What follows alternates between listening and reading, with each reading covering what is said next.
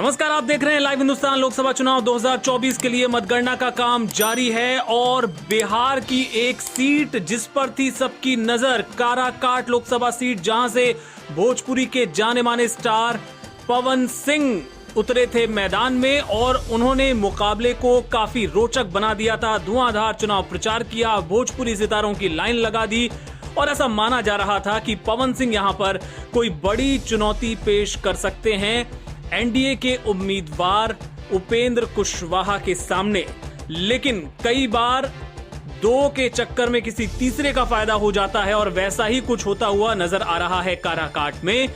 जहां पर इंडिया गठबंधन के प्रत्याशी जो कि सीपीआई के हैं, राजा राम सिंह, वो यहां भारी बढ़त बनाए हुए हैं और यहां जो त्रिकोणीय मुकाबला हो रहा था उसमें एनडीए के प्रत्याशी उपेंद्र कुशवाहा को भारी नुकसान पवन सिंह के चलते होता हुआ नजर आ रहा है।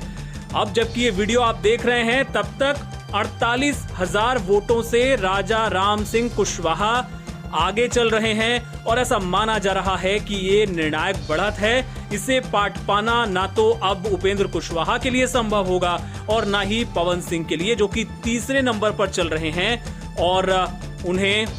1 लाख कुछ, जो एक एग्जैक्ट आंकड़ा आपको बता देते हैं, सीपीआई माले के जो राजा राम सिंह कुशवाहा हैं उनको 1,62,000 वोट पाकर वो पहले नंबर पर हैं, चुनाव जीतते नजर आ रहे हैं। उपेंद्र कुशवाहा को मिले हैं 1,13,227 वोट, वो दूसरे नंबर पर हैं और तीसरे नंबर पर हैं पवन सिंह 1,04,529 वोटों के साथ। अभी वोटों की गिनती चल रही है, लेकिन जो रुझान है वो साफ इशारा कर रहे हैं कि पवन सिंह का जादू नहीं चला, उल्टा उनके चक्कर में बीजेपी के सहयोगी उपेंद्र कुशवाहा को तगड़ा झटका लग गया है। आपको यहां पर यह बता दें कि पवन सिंह को पहले बीजेपी ने बंगाल के आसनसोल से टिकट दिया था, लेकिन एक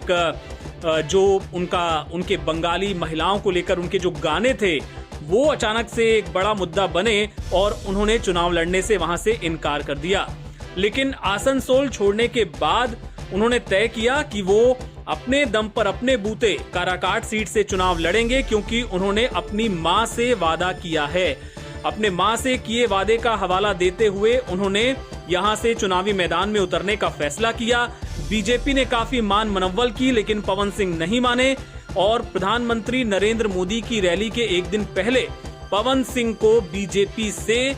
बाहर कर दिया गया, ये कहते हुए कि आप अपने गठबंधन के खिलाफ चुनाव लड़ रहे हैं, ऐसे में आपको बाहर किया जाता है। लेकिन पवन सिंह पीछे नहीं हटे, पूरे दमखम के साथ लगे रहे। कई भोजपुरी स्टार्स ने उनके पक्ष में चुनाव प्रचार भी किया, लेकिन ऐसा लगता है कि लोग उनको देखने तो आए,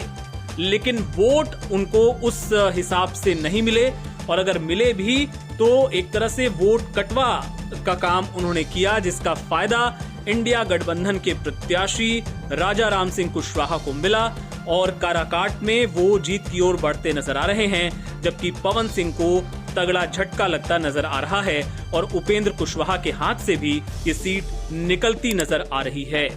आप देखते रहिए लाइव हिंदुस्तान, ऐसे ही तमाम चुनावी नतीजे आप तक पहुंचाते रहेंगे।